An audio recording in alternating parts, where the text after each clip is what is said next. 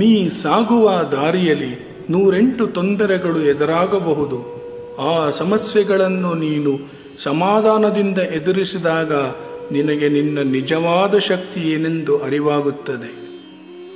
ಕಂಡಿದ್ದೆಲ್ಲ ಬೇಕೆನ್ನುವ ಮನಸ್ಸು ಆಸೆಯ ಬಲಿಪಶುವಾಗಿ ವಿಧಿಯ ಆಟಕ್ಕೆ ಒಳಪಟ್ಟಾಗ ನೆಮ್ಮದಿಯ ಬದುಕು ಸಾಧ್ಯವೇ?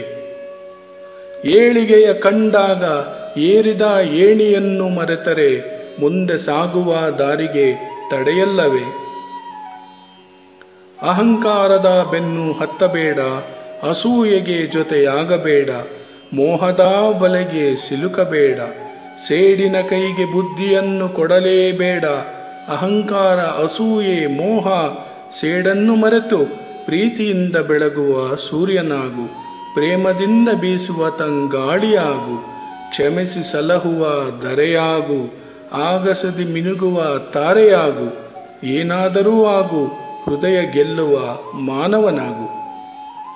ಪ್ರೀತಿ ಗೆಲ್ಲಲು ಹೃದಯ ಬೇಕು, ಮನಸ್ಸು ಗೆಲ್ಲಲು ಮಾತು ಸಾಕು.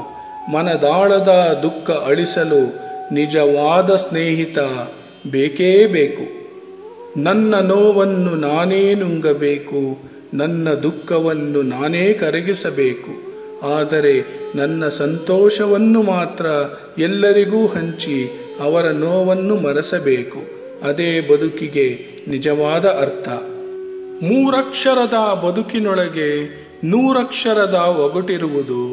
100 ಅಕ್ಷರದ ಒಗಟು ಬಿಡಿಸಲು 3 ಅಕ್ಷರದ ಬದುಕಿನ ಅರ್ಥ ತಿಳಿದಿರಬೇಕು.